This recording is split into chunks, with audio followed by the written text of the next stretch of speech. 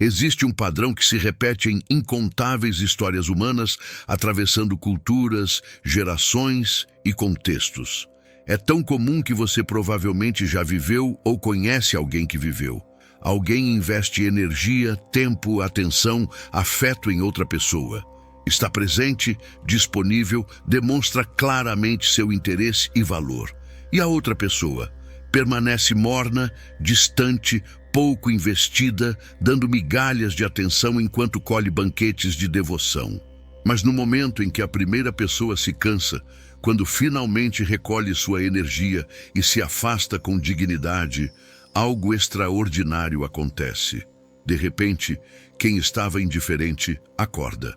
Quem não valorizava percebe o que tinha. Quem estava distante começa a perseguir. E a pessoa que se afastou fica confusa, muitas vezes pensando: onde estava esse interesse quando eu estava aqui? Esse é o paradoxo da perseguição.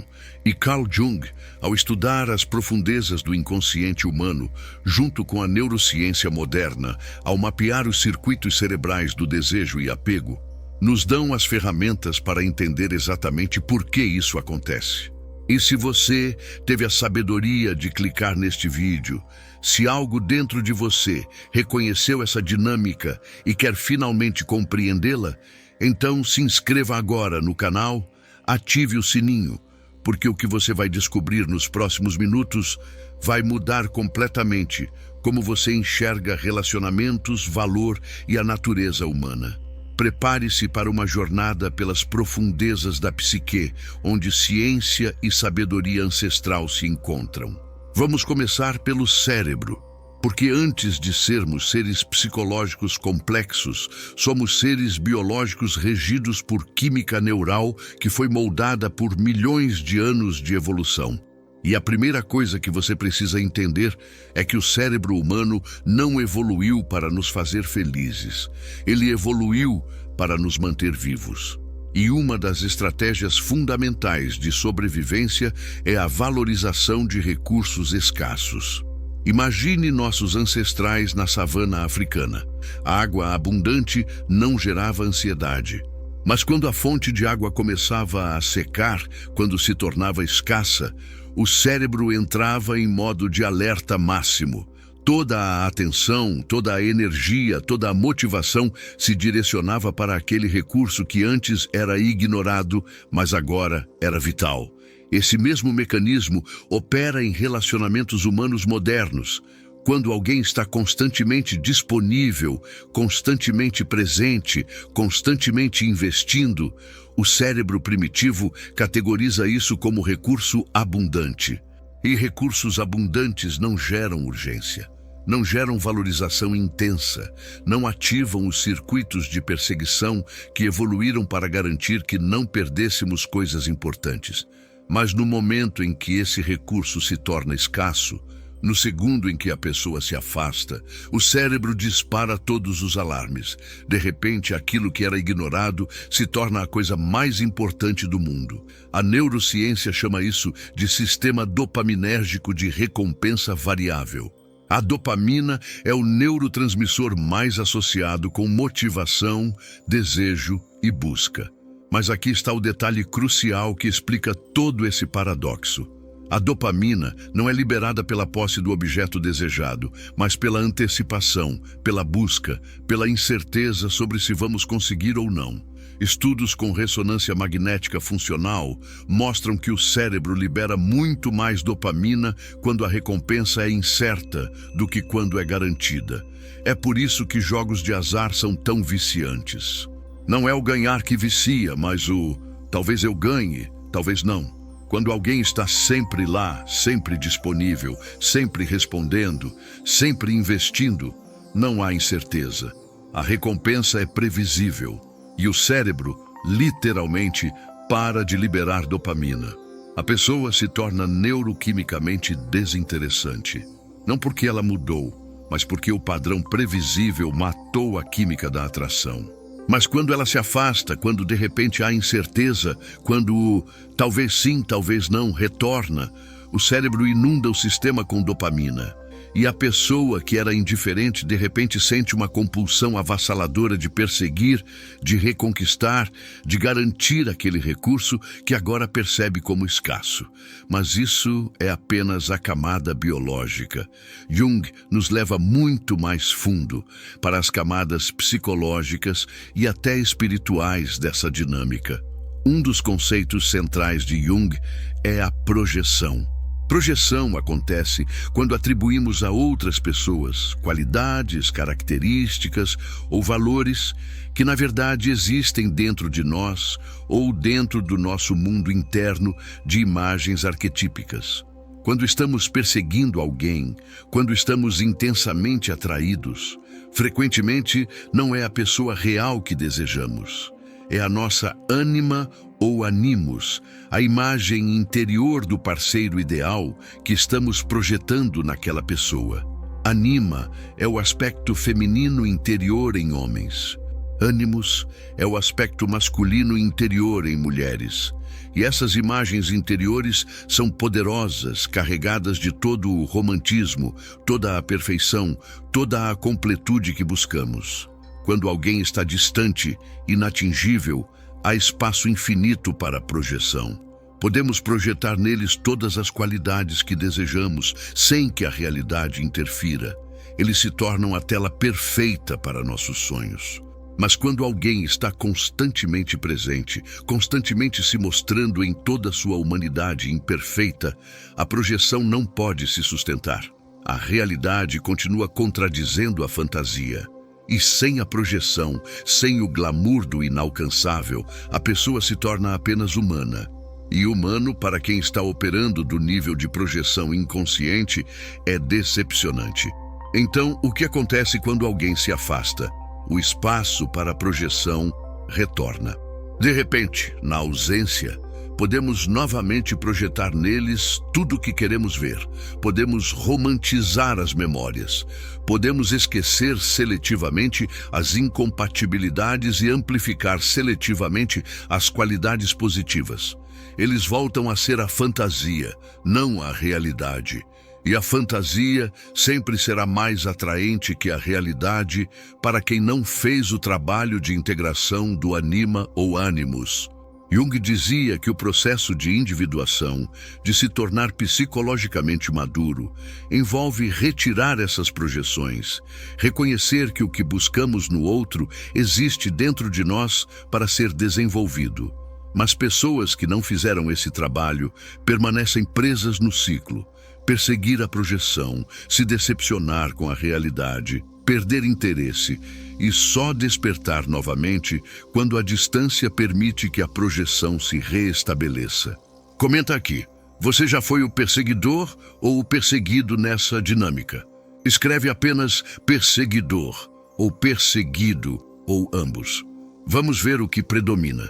Existe também uma dinâmica de ego operando aqui que Jung explorou profundamente. O ego, na psicologia junguiana, é o centro da consciência, mas é apenas a ponta do iceberg da psique total.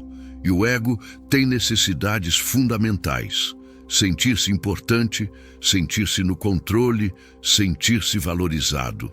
Quando alguém está constantemente disponível, constantemente demonstrando valor, isso satisfaz o ego de uma forma muito específica. Confirma que somos desejáveis, que temos poder, que somos especiais. Mas, paradoxalmente, essa confirmação constante também torna o ego complacente. Não há desafio, não há conquista real. É como um videogame onde você sempre ganha. Inicialmente é satisfatório, mas rapidamente se torna entediante porque o ego precisa de desafios para se sentir vivo. O ego se alimenta de conquista, de superação, de conseguir o que é difícil. Quando algo é fácil demais, o ego o desvaloriza automaticamente, não como estratégia consciente, mas como mecanismo de manter-se estimulado. Mas quando a pessoa se afasta, quando aquela fonte de validação constante desaparece, o ego entra em crise. De repente, há um desafio real. Há algo que não está sendo conquistado. Há uma ferida narcísica, um golpe na autoestima que diz: espera, eu não sou tão irresistível assim? E o ego, em sua natureza competitiva e orientada para a conquista, acorda. Toda a complacência desaparece. Toda a indiferença vira urgência. Porque agora há algo a provar. Agora há uma batalha a vencer. Agora há um ego ferido que precisa ser restaurado através da reconquista. E aqui está algo crucial que você precisa entender. Esse despertar do interesse não é necessariamente sobre amor real ou valorização genuína da pessoa. Frequentemente é sobre o ego precisando restaurar seu senso de poder e controle. É sobre como essa pessoa ousa me deixar, muito mais do que como eu pude não valorizar essa pessoa incrível. A diferença é fundamental porque determina se o interesse renovado vem de um lugar de maturidade emocional genuína ou apenas de ego ferido buscando restauração. A psicologia do apego, desenvolvida por John Bowlby e Mary Ainsworth e expandida por décadas de pesquisa subsequente, adiciona outra camada essencial de compreensão. Nossos padrões de apego, formados nos primeiros anos de vida através da interação com cuidadores primários, criam modelos operacionais internos de como relacionamentos funcionam. E um dos padrões mais relevantes para esse paradoxo é o apego evitativo. Pessoas com apego evitativo aprenderam, geralmente na infância, que proximidade é perigosa, que dependência leva à dor, que é mais seguro manter distância emocional. Então, elas desenvolvem estratégias inconscientes para manter pessoas à distância, mesmo quando conscientemente dizem que querem relacionamento. Quando alguém está próximo, disponível, buscando intimidade, o sistema de apego evitativo dispara alarmes internos. A pessoa sente inconscientemente sufocada, invadida, ameaçada em sua autonomia, e ela se afasta emocional ou fisicamente. Mas quando a outra pessoa finalmente desiste e se afasta também, quando a intimidade não está mais sendo oferecida, os alarmes param. De repente é seguro novamente, de repente eles podem sentir saudade, podem reconhecer valor, podem até buscar proximidade, porque agora a proximidade não é certa, então não é ameaçadora. Esse padrão cria o que terapeutas de casal chamam de dança perseguidor-distanciador. Quanto mais um persegue, mais o outro se distancia. Mas quando o perseguidor finalmente para e se distancia também, os papéis se invertem. De repente, o distanciador começa a perseguir. E se o antigo perseguidor responde voltando, o ciclo recomeça com os papéis originais. É uma dança inconsciente, dolorosa, exaustiva, que pode durar anos ou até décadas se ambas as pessoas não desenvolverem consciência sobre os padrões e fazem o trabalho terapêutico de curar os estilos de apego inseguros. E aqui está algo que muitas pessoas não entendem. Você não cura apego inseguro simplesmente encontrando a pessoa certa. Você cura apego inseguro através de trabalho interno consciente, geralmente com ajuda profissional, olhando honestamente para as feridas da infância e desenvolvendo novos modelos operacionais de relacionamento. Escreve nos comentários se você está reconhecendo padrões aqui. Apenas estou vendo. A consciência é o primeiro passo. Existe também o fenômeno que psicólogos chamam de reativância. É um princípio psicológico que diz: quando algo que estava disponível se torna indisponível, nosso desejo por aquilo aumenta exponencialmente. Não porque o objeto mudou de valor inerente, mas simplesmente porque a indisponibilidade cria uma percepção de valor aumentado. Você vê isso em marketing constantemente. Edição limitada, últimas unidades, oferta por tempo limitado. Essas táticas funcionam porque ativam reativância. No contexto de relacionamentos, quando alguém está sempre disponível, a reativância está em zero. Mas quando essa pessoa se torna indisponível, quando ela para de estar acessível, a reativância dispara. E de repente, a pessoa que era ignorada se torna a coisa mais desejável do mundo. Não porque ela mudou, mas porque a indisponibilidade criou uma ilusão de valor elevado que não existia quando ela estava disponível. E isso nos leva a uma verdade desconfortável que muitas pessoas não querem aceitar. Se alguém só te valoriza quando você se afasta, esse não é amor maduro. Esse não é reconhecimento genuíno do seu valor. É uma resposta primitiva à escassez percebida. É projeção em espaço vazio, é ego ferido buscando restauração, é padrão de apego sendo ativado, é reativância psicológica. Pode parecer intenso, pode parecer apaixonado, pode parecer que finalmente eles acordaram e viram seu valor. Mas se você voltar, se você se tornar disponível novamente, na vasta maioria dos casos, o padrão se repetirá, porque nada mudou fundamentalmente na psique deles. Eles não fizeram o trabalho interno. Eles não integraram a ânima ou ânimos. Eles não curaram o apego evitativo. Eles não desenvolveram a capacidade de valorizar o que está presente. Eles apenas reagiram biologicamente e psicologicamente a uma mudança de disponibilidade.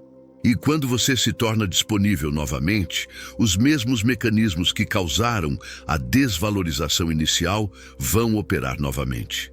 Jung tinha uma compreensão profunda do que chamava de enantiodromia, um conceito que pegou emprestado de Heráclito. Enantiodromia é a tendência de qualquer coisa se transformar no seu oposto quando levada ao extremo. Excesso de luz cria cegueira. Excesso de ordem cria caos. E no contexto relacional, excesso de disponibilidade cria desvalorização, mas excesso de distância pode criar idealização. O que Jung estava apontando é que a psique busca equilíbrio. E quando há desequilíbrio extremo em qualquer direção, forças inconscientes trabalham para criar o movimento oposto. Então, quando alguém está extremamente disponível, as forças inconscientes criam desinteresse como forma de restaurar equilíbrio. Mas quando essa mesma pessoa se torna extremamente distante, as forças inconscientes criam interesse renovado. O problema é que esse interesse não é baseado em amor consciente e maduro. É baseado em forças arquetípicas inconscientes buscando equilíbrio. E equilíbrio forçado por dinâmicas inconscientes não é o mesmo que relacionamento saudável construído sobre escolha consciente e valorização genuína. A sombra, aquele conceito junguiano de tudo que reprimimos e negamos em nós mesmos, também desempenha papel fundamental nesse paradoxo.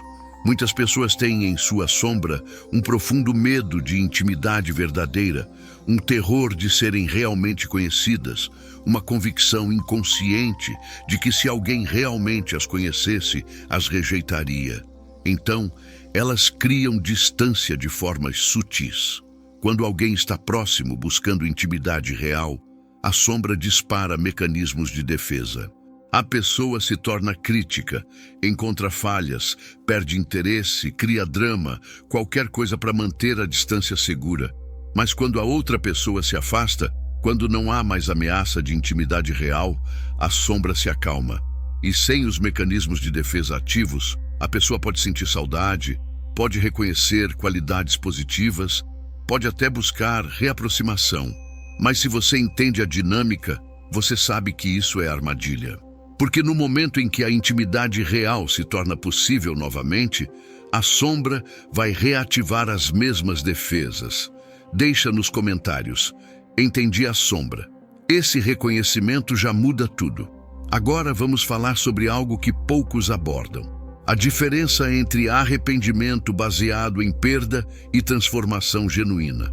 Quando alguém percebe que te perdeu e demonstra arrependimento, você precisa ter discernimento para identificar o que está realmente acontecendo. Arrependimento baseado em perda é quando a pessoa está triste porque perdeu o recurso, porque seu ego foi ferido, porque a vida ficou menos confortável sem você.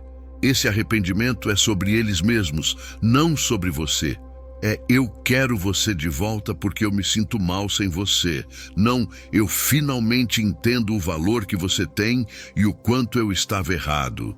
Já a transformação genuína é quando a pessoa fez trabalho interno real, foi para a terapia, confrontou seus padrões, entendeu suas feridas de apego, integrou aspectos de sua sombra, desenvolveu capacidade real de intimidade e valorização. E você pode saber a diferença através de perguntas simples. O que mudou em você? Que trabalho interno você fez? Como você vai garantir que isso não se repita? Se a resposta é vaga, emocional, baseada apenas em "eu percebi que te amo", sem nenhuma evidência de trabalho psicológico real, é arrependimento de perda. Mas se a resposta envolve terapia concreta, insights específicos sobre padrões, reconhecimento de responsabilidade sem culpar você, plano claro de como vão fazer diferente, talvez haja transformação real acontecendo. Mas aqui está algo que você precisa entender profundamente. Não é sua responsabilidade esperar para ver se a transformação é real. Não é seu papel dar infinitas chances para alguém fazer o trabalho. Você não é projeto de reabilitação emocional de ninguém. Se alguém só acordou quando você se afastou, isso já te diz algo fundamental sobre como eles operam. Eles precisam de crise para valorizar. Eles precisam de perda para reconhecer. Eles não têm a maturidade de valorizar o que está presente. E mesmo que façam algum trabalho e melhorem, a questão permanece. Você quer passar sua vida com alguém que precisa te perder para te valorizar? Você quer construir um relacionamento sobre a fundação de "eu só te aprecio quando você não está disponível"? Porque há pessoas no mundo que têm a maturidade emocional de valorizar presença, de nutrir conexão, de investir enquanto você também investe, de construir reciprocidade saudável. E você merece isso. A individuação junguiana, esse processo de se tornar quem você realmente é, envolve desenvolver o que Jung chamava de função transcendente. É a capacidade de segurar a tensão dos opostos, de não cair em preto e branco, de integrar complexidade. E no contexto desse paradoxo, a função transcendente te permite ver a verdade completa. Sim, é compreensível porque biologicamente e psicologicamente pessoas valorizam menos o que está sempre disponível. Mas também é verdade que você não precisa aceitar ser tratado de acordo com programação primitiva inconsciente. Você pode ter compaixão pela pessoa que está presa nesses padrões sem se sacrificar no altar da inconsciência deles. Você pode entender a dinâmica sem participar dela. Você pode reconhecer que eles estão operando de sombras não curadas sem fazer disso seu problema para resolver. E aqui chegamos ao ponto crucial que muitas pessoas resistem a aceitar.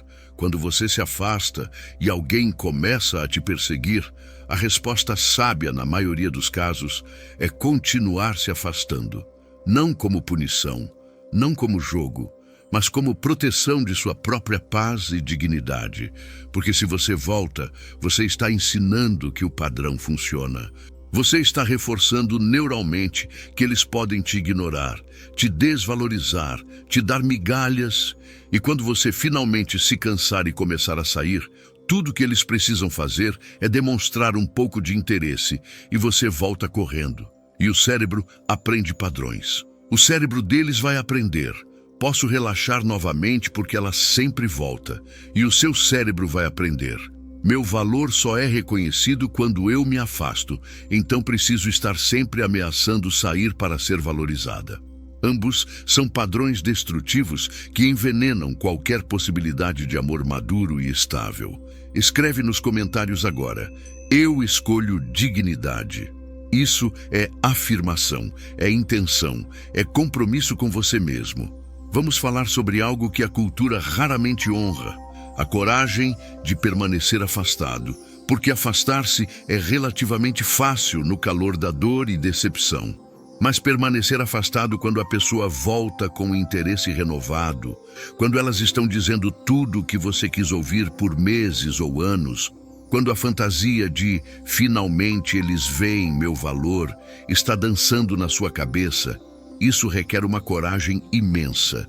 Requer você ser mais comprometido com sua paz de longo prazo do que com alívio emocional de curto prazo.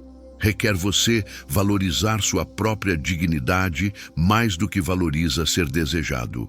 Requer você ter clareza de que amor real não opera através de paradoxos, não funciona através de perseguição e fuga, não depende de você se tornar indisponível para ser valorizado.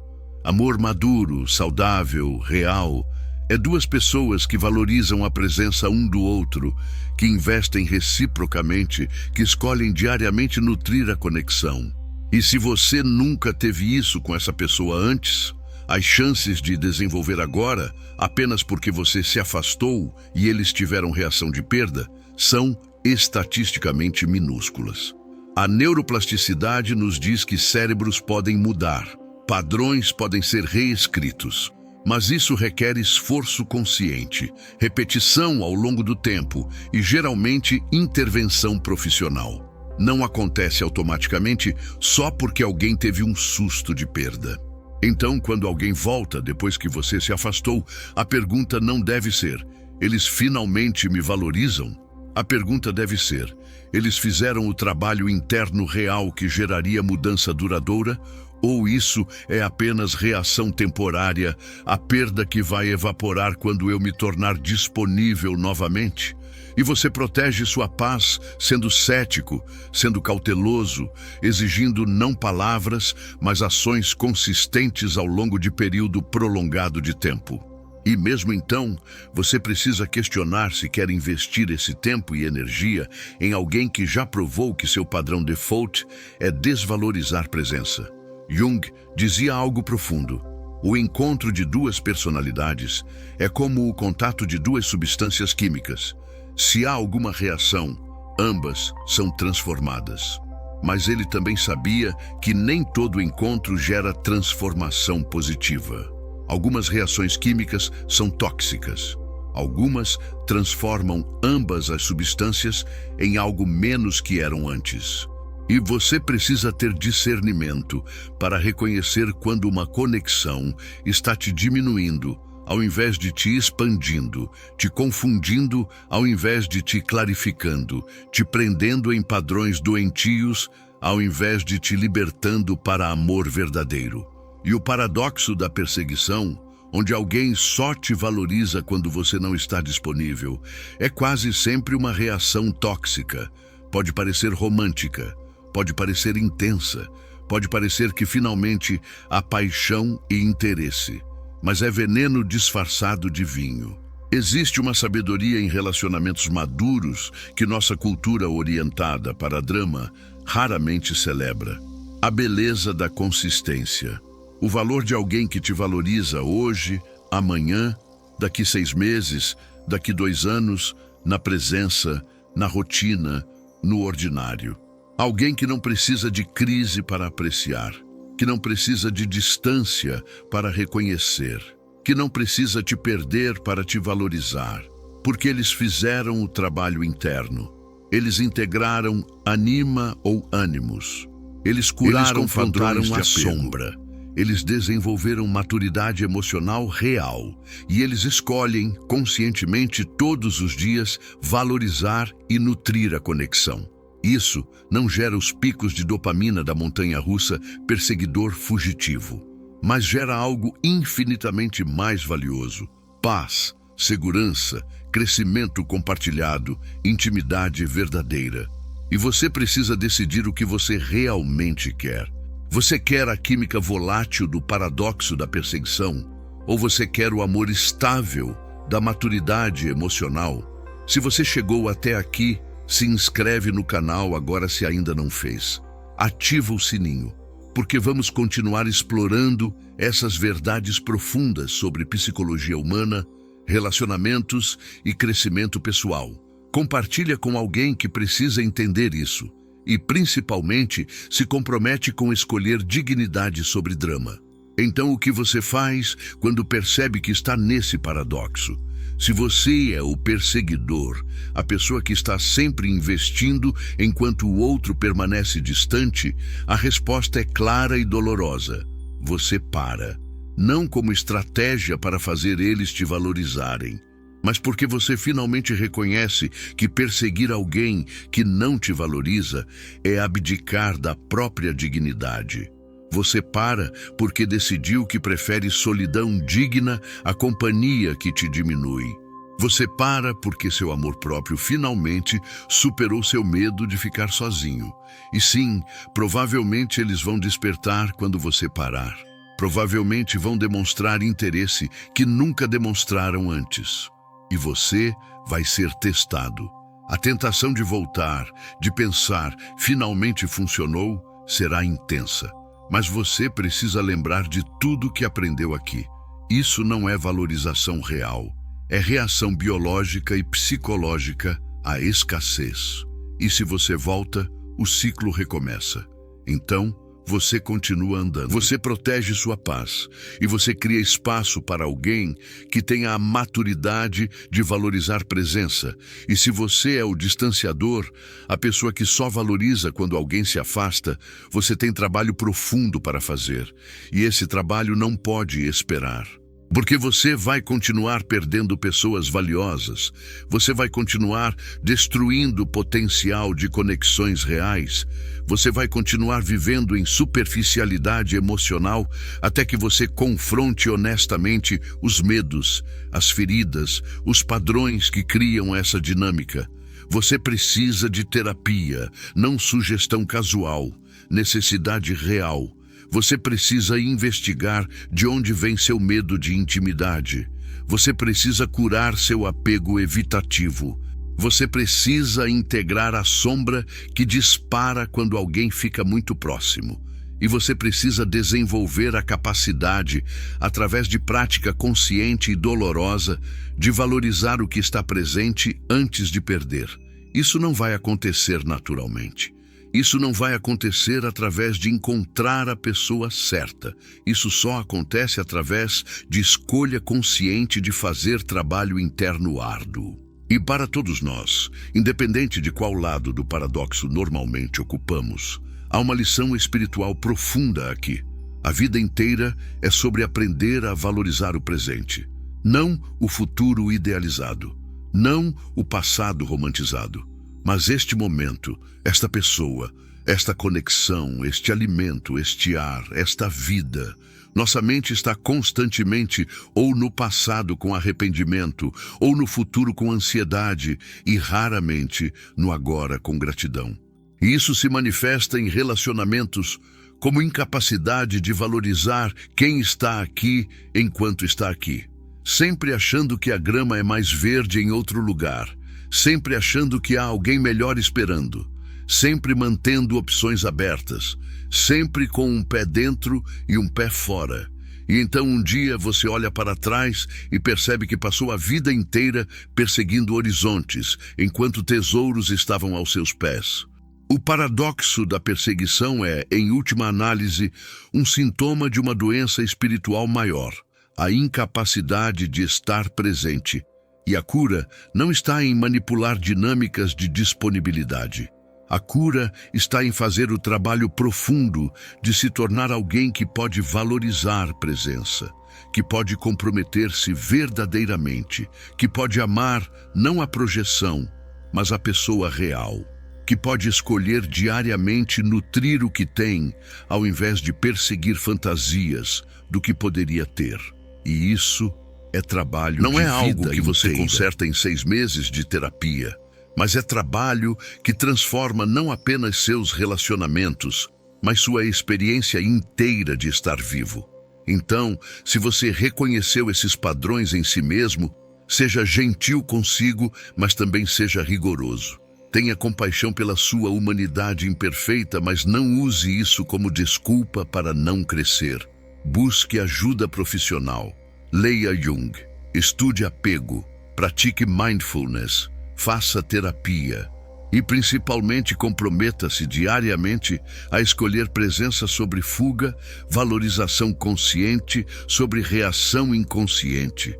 amor maduro sobre química volátil.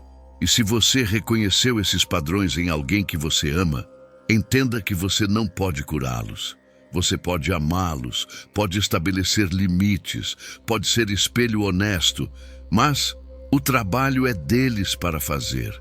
E você precisa decidir se vai esperar enquanto eles fazem, ou se vai honrar a si mesmo o suficiente para procurar alguém que já fez o trabalho.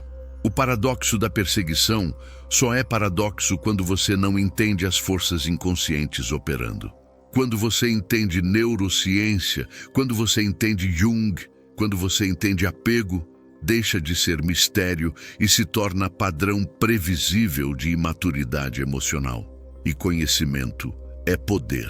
Poder não de manipular, mas poder de escolher conscientemente. Poder de não mais ser joguete de forças inconscientes. Poder de construir relacionamentos de base sólida de maturidade, reciprocidade e valorização consciente. Esse é o convite. Essa é a jornada. E começa com um passo simples, mas profundamente corajoso. Parar de perseguir o que não te valoriza e começar a valorizar a si mesmo o suficiente para não aceitar menos do que amor verdadeiro, presente e maduro.